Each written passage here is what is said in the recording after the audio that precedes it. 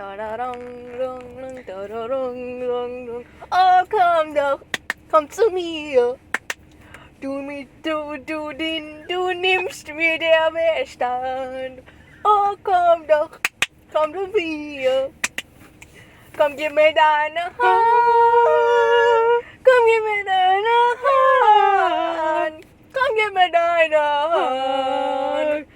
Alright, hello! My name is Aisha, and someday I would like to be a writer.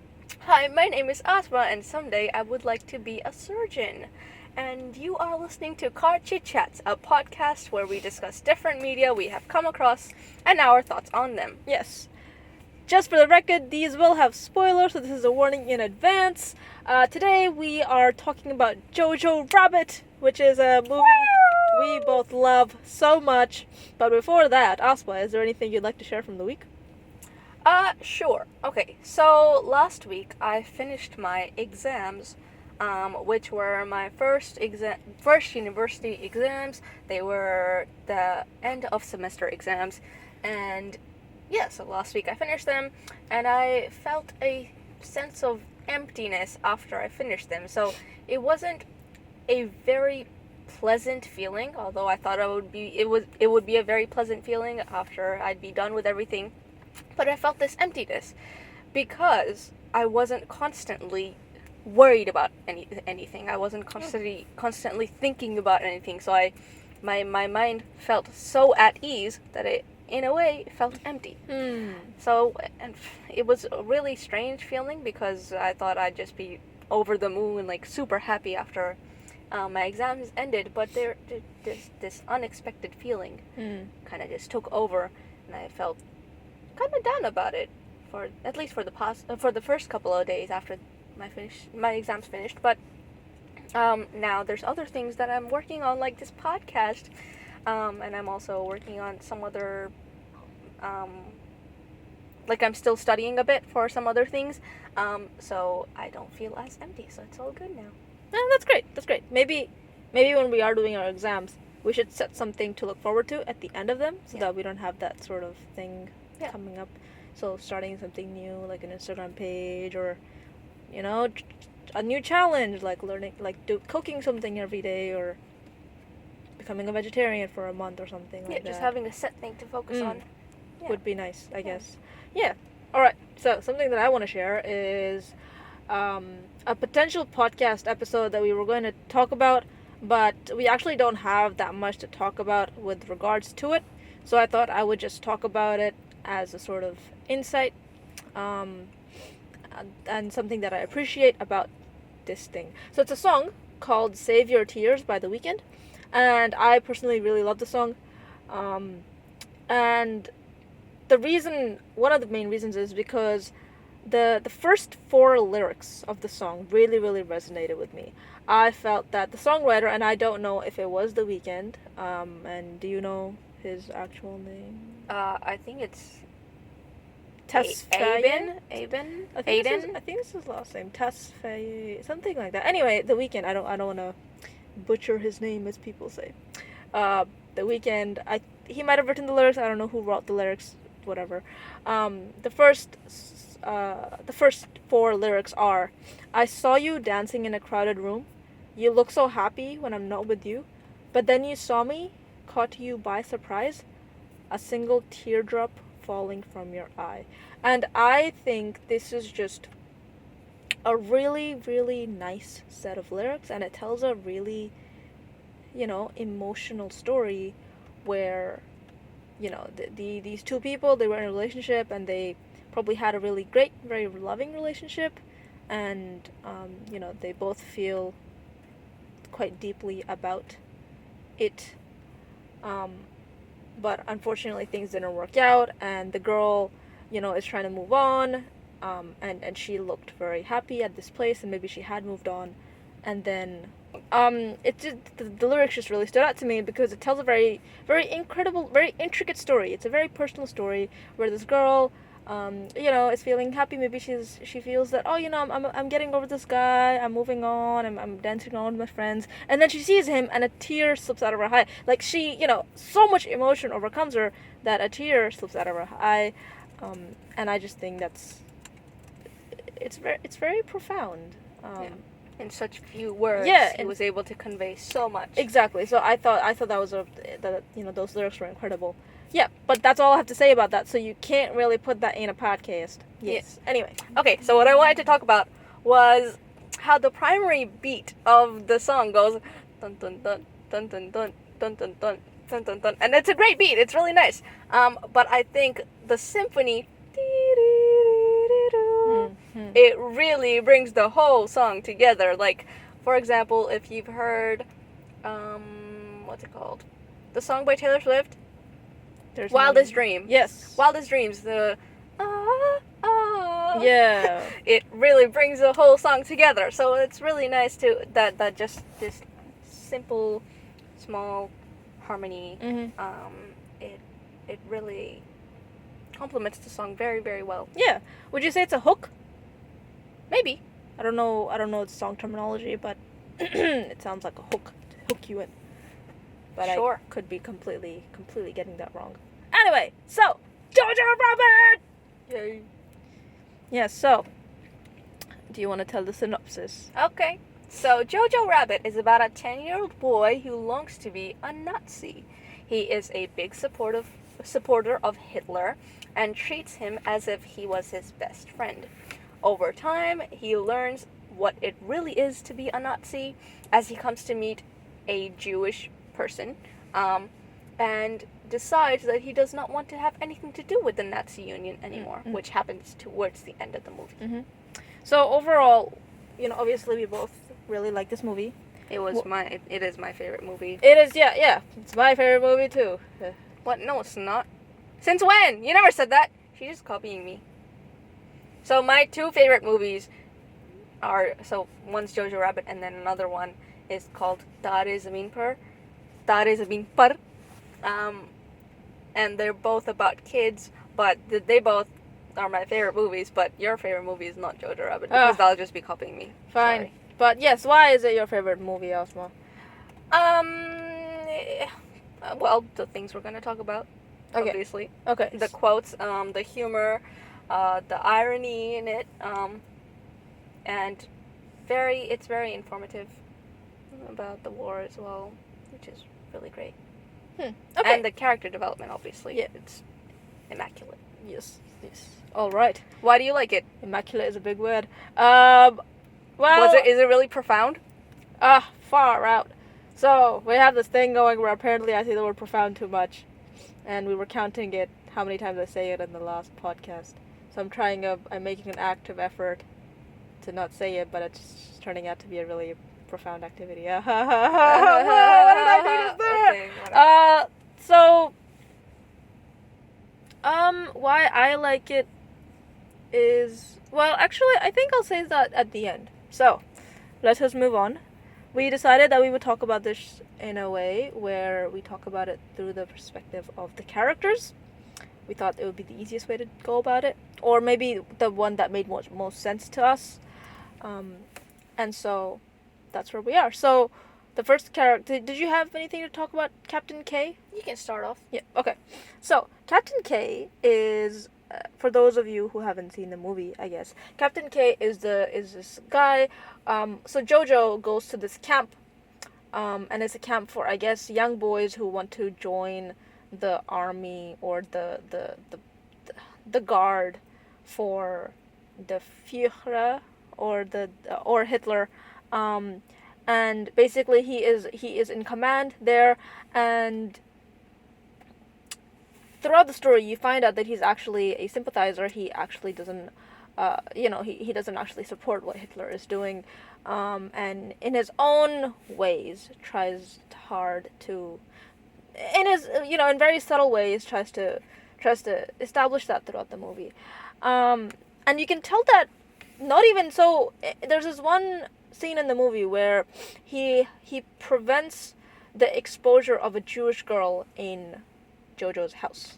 But this is not the only time when you find out. So throughout the movie, if you watch very carefully, you can see very subtle cues. For example, in the beginning of the movie, there is a scene where the kids are burning books. This is I assume they're Jewish books, and so they're burning them to sort of further degrade the Jewish community, which is what the Nazis did in their time, and you can see him just standing there, and he's drinking, and he's looking at it all with a bit of reservation and disgust, like, oh my, what are these people doing?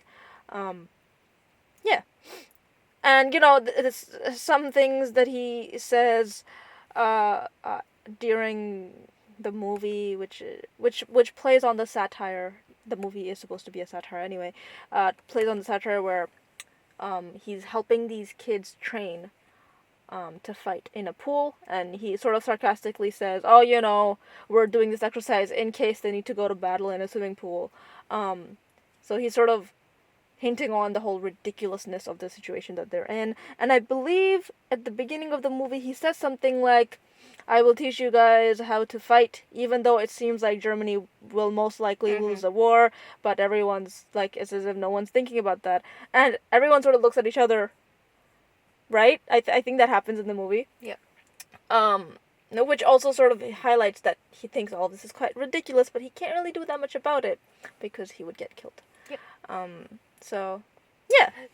You could say that Rosie is almost, she's similar to him, but the only difference between him and her is that, we'll talk about Rosie later, who she is, but there's this character called Rosie, and she is the protagonist's mother.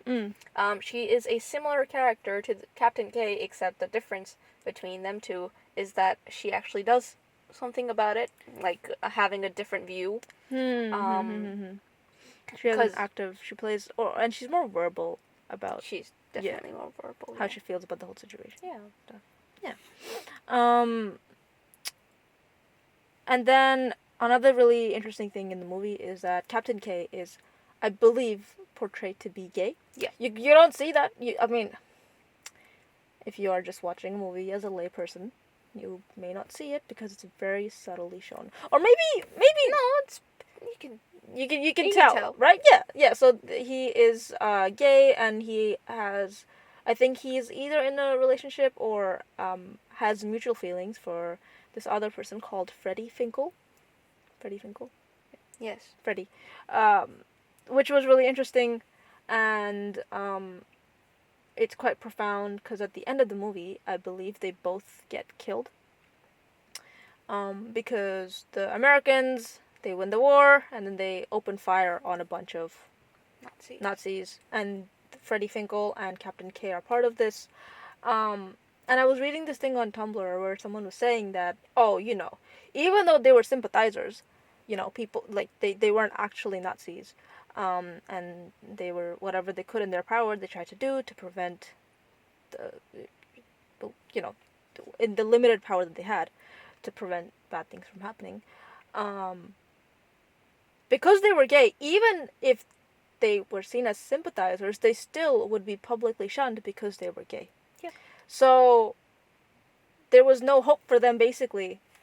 Like they, the Tumblr post said something like they rather choose to die than to, like, stay hidden forever because no one would accept them. So that was quite a tragic thing, but it was interesting how they showed that.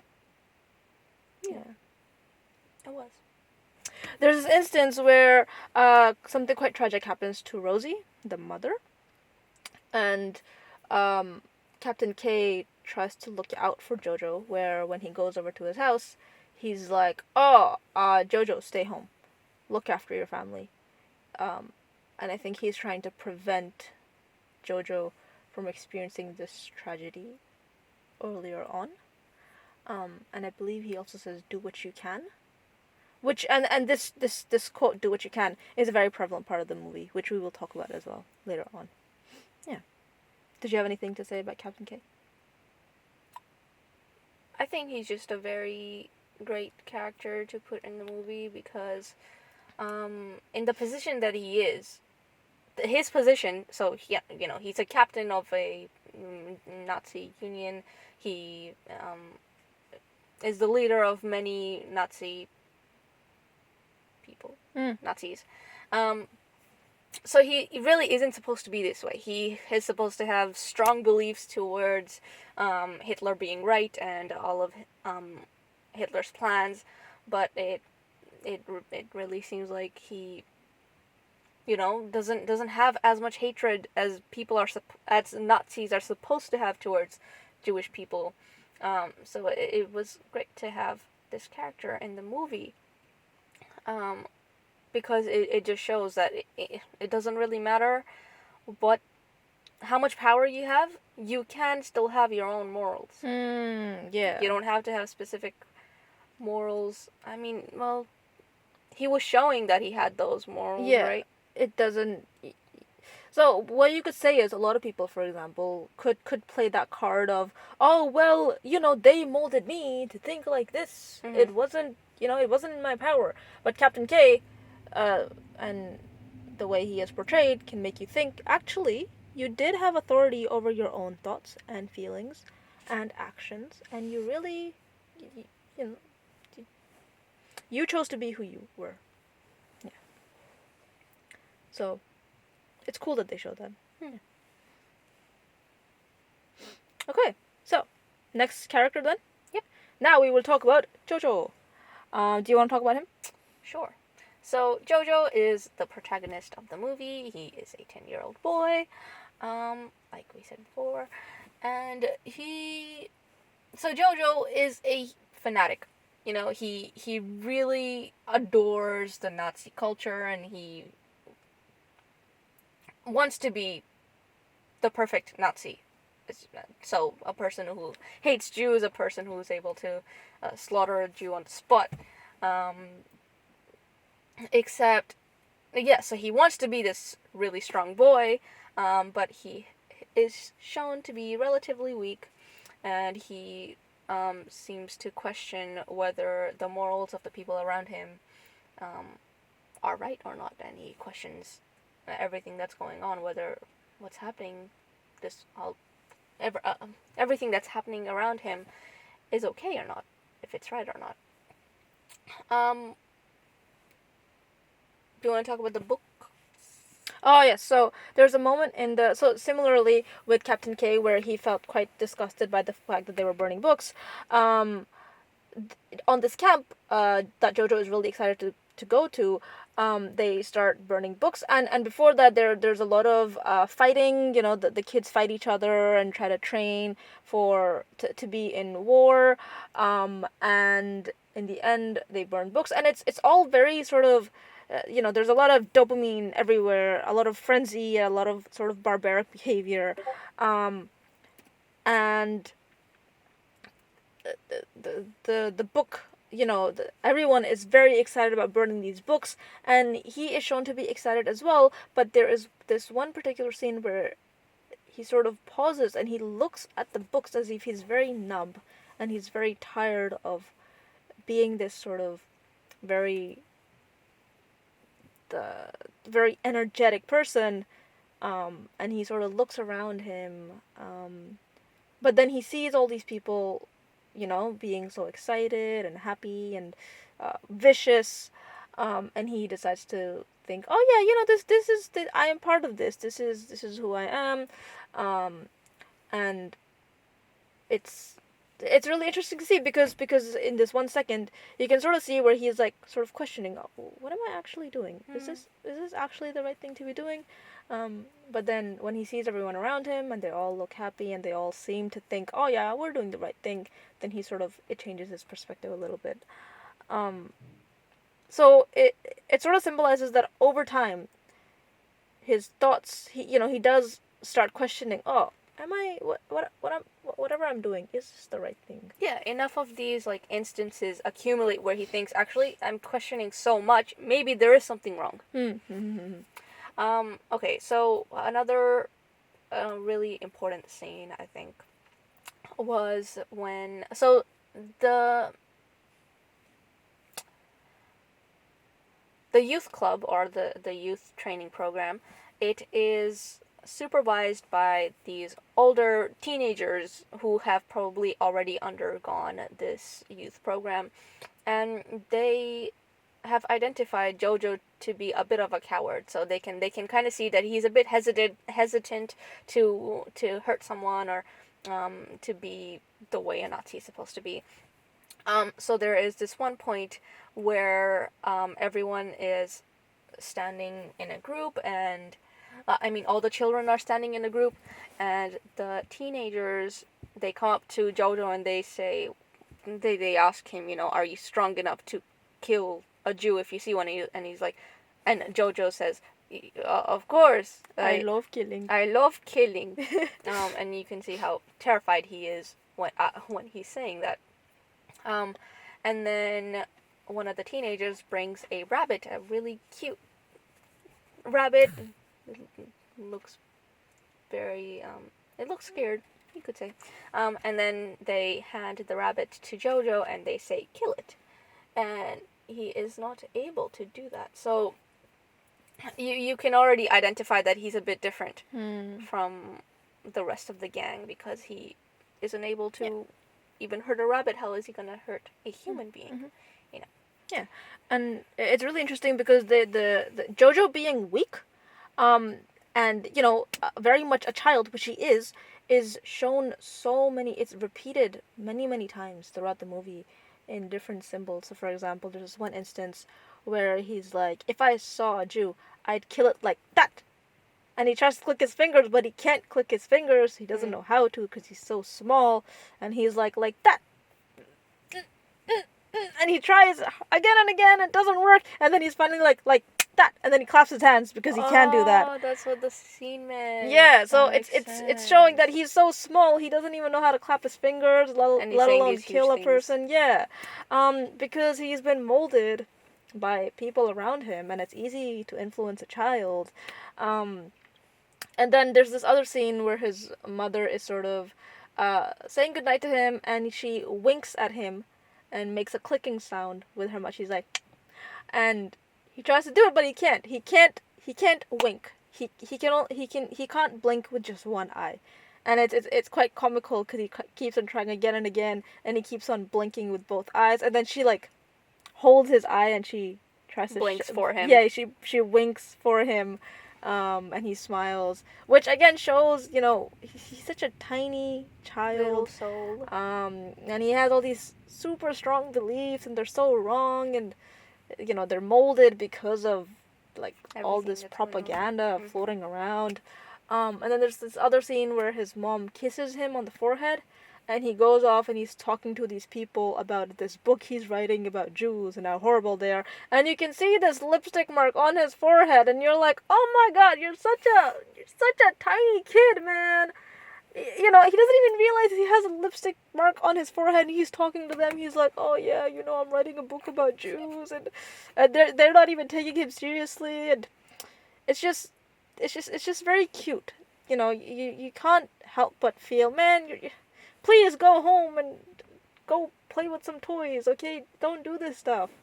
You're so small. Yeah, and then I think the irony, like I was talking about before, so in the movie they have shown Hitler to be his best friend, so he has this figment of imagination where Hitler is around him like 24/7, and he is giving him advice on what to do, and his reactions to decisions that Jojo has made. So there's this one point where Hitler says, "You're 10, start acting like it." Yeah, so yeah. That was also really, really funny, because he really thinks that being 10 is an age where you need to grow up and you need to be on your toes. You need to be a Nazi. You need to be prepared, to kill Jews and everything. Yeah. And he thinks that Hitler expects that of 10-year-olds. So it's just really, really nice the way they've depicted his character. I think in the beginning of the movie, he's looking at a mirror and he's talking to himself, and he's like, Jojo Betzler, 10 years old, going to this camp. Jojo, today you become a man. Where he's like, okay, this is my chance. I'm gonna go to that camp. I'm gonna show everyone how strong and buff I am and all this stuff. Yeah, which again like perpetuates this narrative that he thinks he needs to be this big thing, but he don't. Mm. So yeah. Anything else you want to talk about with Jojo? Just that, like we said at the end, where he just doesn't really agree with any of the things that Hitler stands for. Um, there's this really great scene at the end where Hitler is saying, why are you drifting away? He doesn't say that, but what he's trying to say is, why are you drifting away from me? You can't be hanging out with this Jew. You can't be in love with her. And Jojo says, you know what? No. And he kicks Hitler out of the window, which is a really, really nice scene. And he says, F off, Hitler! And he kicks him out of the window, which was really, really powerful. I think. Really, really powerful. Like, you don't expect that happening, and then just... yeah, it's great. It's great. All right, so let's talk about Rosie, or Rosie. So Rosie is Jojo's mother, and she is actually part of the resistance, which is a group of people who are trying to end the war, or trying to bring peace to Germany, and also helping Jews to become liberated. And it's really interesting because she is the mother. Obviously, she's superior to Jojo, and so sometimes she says things, and Jojo is very much against them. For example, she's like, the Allies are coming in. We are most likely going to lose the war. And he's like, how could you say that? Yeah. Don't you love your country? How could you say that? Yeah. He's like, don't you love your country? She's like, yeah, I do love my country. That's why I want it to be at peace. And for example, if he was walking down the street and someone said that, he would go and complain about them. He would say, oh, this person is a sympathizer of, he's not patriotic like everyone else is. You need to take him away and throw him out. But because it's his mom and he loves her, he can't say these things, and so he has to keep them to himself, and he has to like just listen to what she has to say, which is really interesting as well. Yeah. So there's this one instance where Jojo and his mother are walking down the street, I believe, and they come across a bunch of people that are hung, that they've been hanged, and Jojo sort of looks away as if he's disgusted, and she forces him to look. She's like, look. And then he asks, what did they do? And she says, what they could. Yep. She says what they could. And so, which plays onto this narrative that, in Nazi Germany, any sort of suspicious activity was dealt with very severely. It could have been anything. So even the slightest thing that you could do was seen as, for example, if you were part of the resistance, even the slightest thing you could do, like maybe listening to a Jewish song or something like that, was a way to retaliate against what was going on. And so this quote was said a bunch of times, and I think it really makes you think about, for example, we in our life, we are faced with a lot of prejudices. We're faced with a lot of inequality. Not us, but we see it a lot. We see, with the Black Lives Matter movement, and like the poverty that you see in different countries, and people that are not treated equally and stuff like that. There's a lot going on in the world about that. And a lot of times you get overwhelmed. You're like, how can I help? What can I do? Nothing I do will amount to anything. But this narrative really helps you sort of think about it in a more logical sense, where you think, you know what, I am doing what I can. Yep. I am doing what is in my power, what will keep me safe, but is also contributing, in even if it's in a small way, even if it's in a way that only I can see, I'm still contributing. And so I think it's something, like, if people really took that on, just do what you can, it could really help people. Because I think we all get overwhelmed. We all think, man, I want to do something big. Okay, I really want to help. I don't know what to do.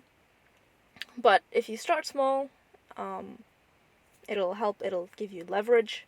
And so a lot of times, there's this one moment in the movie where Jojo's like, oh, well, my dad isn't around. If he was here, he wouldn't say these things and stuff. And she pretends to become his dad, where she like rubs like a bunch of coal on her face to symbolize a beard, and she like goes up to Jojo and starts acting like she's his dad, and she's like, take care of my Rosie. She's doing what she can. Which also plays on like, she's trying her hardest, she's doing everything she can. Yeah, and at the end of the movie, Jojo looks into the mirror and he says, for now, just do what you can, So yeah, it's a really, I think it's a very, very central message. Yeah. Yeah, absolutely. I'd like to talk about this really comical scene. So I think Rosie and Jojo are just talking about this. Just talking about the hate and just talking about the war in general. And Rosie says, "Love is the strongest thing in the world." So here, at a point in time where everyone is just being compelled to hate, Rosie tries to move Jojo away from all the hate all the hate that is being imposed on him, by imposing maybe a bit of love onto him. But Jojo just completely rejects it all, and he funnily replies to this message where she says, "Love is the strongest thing in the world," and he replies, "I think you'll find that metal is the strongest thing in the world, followed closely by dynamite, and then muscles." So it just really shows exactly how strong his views have become through Hitler's platform, and how really it's very disturbing. It's very disturbing the way he thinks of things. Like, I think if anyone hears love is the strongest thing in the world, I think most people would say yeah, Yep, definitely. or even be open to thinking about that. But he just straight up declines it. It just really shows what Hitler did to people, I guess. How he truly made them think hate is the way to go. And then something that I wanted to say about this is maybe it also showed sort of his immaturity, because you know how, like, for example, if I talk to my little brother about like him having a girlfriend or something, and I'm like, oh, so who's this girl you're talking to? He's like, what are you talking about? Stop! He gets very sort of defensive, and he's like, oh, ew, why are you talking about this stuff? So I feel like it also plays on that narrative, because she says something like, oh, love is when you feel butterflies in your stomach, and he goes, yuck. which is so funny. And I feel like that's something that my brother would do as well. Like, he's like, oh, that's so gross. But it also ties in with how, a lot of being a Nazi was hating on people, hating on specific things, and being different and stuff like that. So, yeah. It's just, that was also something that you could think about it from that perspective. Yeah. So there's this point where there's a scene where Elsa and Rosie are speaking. They're talking to each other, and Elsa's being, she's very upset that she has to stay in this little hole in the house, and she's literally not really living, because she's just stuck in this hole, and she can't really do anything. And Rosie says, most people don't even get to live most Jewish people don't even get to live up to where you are. She's probably 17. Yeah, she's 17. And Rosie says, as long as there's someone alive somewhere, then they lose. So what she's saying here is that even if one Jew ends up surviving after during the war, because Hitler's plan was to kill all Jews, right? Yep. And so this line that she says, as long as there's someone alive somewhere, then they lose, it depicts exactly how weak the system is, because it just takes one person for the plan to fail. I think I think this message is also talked about somewhere else in the movie. I don't remember where, but I think this was really important in terms of just the war in general, not even about the movie, because it was just a plan that didn't really it didn't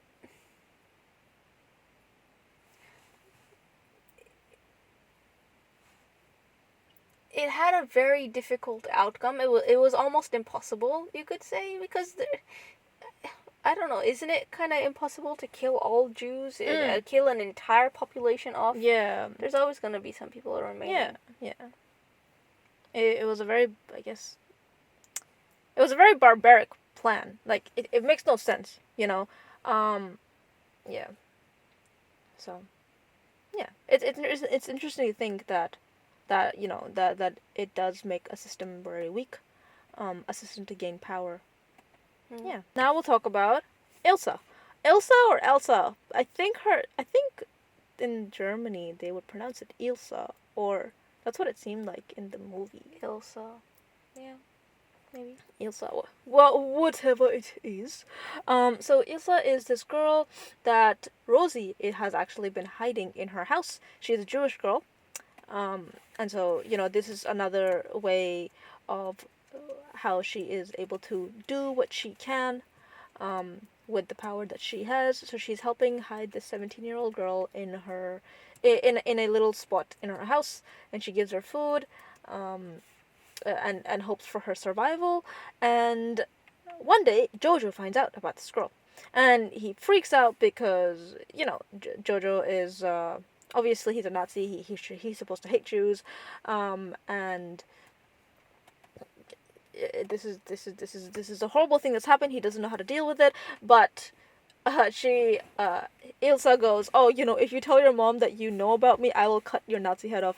And so this I don't think Ilsa can do that. But anyway, this threat is so large in his mind that it actually prevents him from considering telling his mother, which is really interesting. So, yeah. That's Ilsa. Right. What?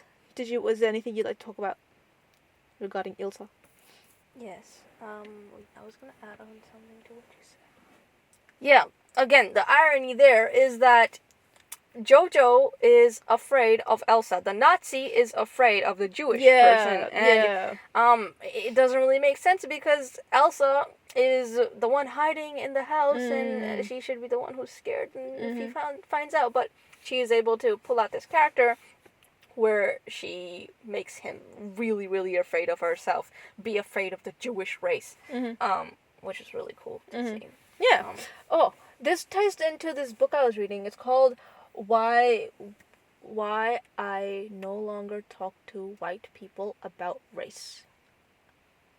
Why I am no longer talking to white people. It's something like that. Why I no longer talk to white people about race.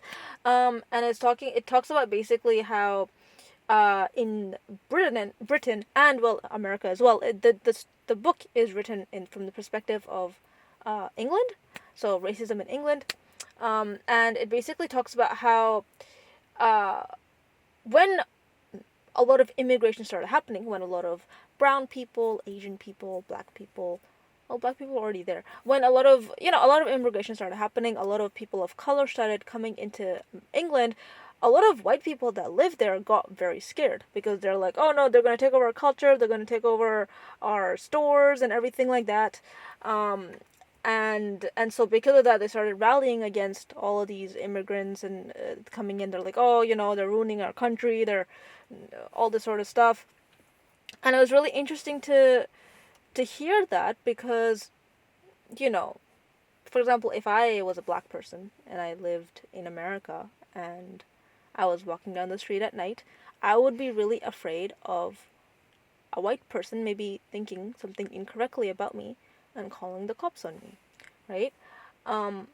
While on the other hand, it's really interesting because if I was a white person and maybe I was fed all these sort of lies and stereotypes about black people and I saw them, I'd be like, oh no, will this black person do something to me?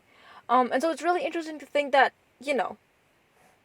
it's so twisted in that way where both races are in fear of each other for completely misguided reasons. Yeah. Well, it kind of made sense why Jews would be afraid of Yeah. Nazis. It does. Yeah, exactly. It makes complete sense. Yeah. But, Nazis being afraid of Jews. That's why they're killing them. Yeah, so, it goes to show that sort of this whole sort of, Nazis being afraid of Jews because basically Hitler would be like, oh, these people are going to take your jobs. They are going to take over the country, stuff like that. He was saying all these things to make Germans rally against the Jews. And that's sort of what happens nowadays as well, where people are like, oh, these immigrants are going to take over your jobs and stuff, and you have to be so careful. Yeah. They're sort of playing on the same narrative in a very, obviously, very scaled down sense. It's really unfortunate that it seemed like we haven't really learned from the past. And when I sort of read that book, it sort of made me think, if I'm walking down a street, or for example, when we went to Port Pirie, which is this small town in South Australia, it was a huge group of us, because we have a lot of cousins. There were like 20 people. We walked into a McDonald's, and we took up like a corner of the McDonald's because we're such a large family. It was wonderful. And one of my cousins, as we were leaving, one of my cousins, he walked up to me and he's like, oh, this lady was like looking at me like she wasn't happy that we were here. And I smiled at her and I said, how are you going? And she sort of looked away and she smiled, as if she didn't want to smile, as if she had this narrative about us brown people, like, oh, they're here now and they're immigrants and they're probably, but sort of my cousin, when he smiled and sort of showed like a nice attitude, it sort of, I don't know if it changed her perspective on us, but it sort of... It played with her perspective. But they were probably looking at us and thinking, oh man, these immigrants are here. What are they going to do? Are they dangerous? Or something. They probably didn't think that, but, in some cultures and maybe in some places, that might happen. Yeah. And so it was really interesting to think that, oh, if I go somewhere, someone might actually be afraid of me. Which was just really, like, just look at me, right? I'm, like, short, and I don't even know how to speak properly. Clearly, I don't know what the word... What was the word we were talking about last time? Presumption. Presumption! I don't even know... Guys, I do know what presumption means. Okay, I'm not stupid. But, clearly, I don't even know what presumption means. Are you saying that people who don't know what presumption means are stupid? Okay, well, Aisha just labeled people who don't know what presumption means stupid, so all of your viewers... Aisha believes you're stupid if you don't know what presumption means. But you know what this means, right? If you know what presumption means, then you're the smartest person in the world. So just, like, that's a hack. So viewers, if any of you know what presumption means, then apparently you're the smartest person in the world. She just went back on what she said, so it doesn't really... No, wait. No, I didn't. Okay, well, you didn't go back. You just added to the stupidity of what you just said. No. So, I just don't want people to think that I don't know what presumption means. Because I do know what presumption means. Okay, so... What does presumption mean? It's when you have assumptions about something. Okay? It's so simple. It's when you presume something. No, look, you can't use the word and the actual word in the definition. Okay, if I saw a white person... and I was like, oh, they probably like chocolate. Because I saw an ad with a white person talking about Cadbury chocolate. I am presuming that they like chocolate. Okay, there we go. Now everyone knows that I know what presumption means. Right, so, what I'm trying to say is, it was just very interesting to see that people could actually be afraid of me. A short brown girl walking around town. It was just really, I was like, people are afraid of me. Doesn't that give me power? Like, when I go into a store, okay, and it's a very sort of white store, I don't feel comfortable. But they also don't feel comfortable. And so I should take that to my advantage and just do what I want to without like worrying about what they think of me. Does that make sense? It does make sense, but I don't know. I wouldn't. So my perspective would be that if I found out that people are afraid of me, I wouldn't like that at all. Because you're saying, you would be kind of happy about having that power over people, but I just think I wouldn't be treated equally if people are afraid of me. They wouldn't treat me as their own. Yeah. So I wouldn't really like that. I guess from that perspective, then, if I sort of feel that people are afraid of me because of the way I would look, it is my duty. Is it my duty to like reach out to them and say, hey, listen, you don't need to be terrified of me because of the way you think I am. You can show them. Yeah, but Through is your that something? actions. Is that because? Yeah, that is what I'll do, I guess. But I do find it frustrating that, for example, if I go outside, then in fear that they'll think something other of me, I need to be a certain way so that I can prove to them, oh, I'm not, I'm not someone who... I'm not who you think I'm I not am. who you think I am. Just because you were taught this narrative and you believe in this narrative, it should not be my duty to change your narrative. It should be your duty to educate yourself and change your narrative.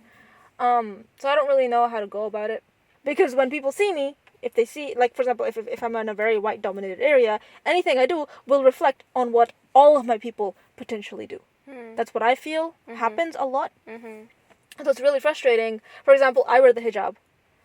Girls that wear the hijab have a very specific narrative. That they're shy, and they don't talk much, and they keep to themselves, and, they don't get out much. Fine. But I'm not like that. Yeah. And I don't like the fact that I feel that I need to be a part of a narrative, just so that people are more accepting of me. Yes, if you're afraid of me, then let's talk about it. I'll try to debunk whatever you're afraid of. But I don't want to be someone who, like, I don't want to spend my whole life, like, telling people, oh yeah, look, you down the street, I know you're walking like this because you're terrified of me. I know you sat on the other side of the train because you don't know what I'm going to do. I don't want to constantly, like, wear a shirt that says, I am not unsafe. Which means I am safe. I am not a terrorist. Exactly. I don't want to do that because it's not my job. I just want to live my life. But maybe, I guess, in the end, maybe we should just think about it from the perspective of just try to be a good person, right? You can be a good person and still be loud and obnoxious and be sarcastic.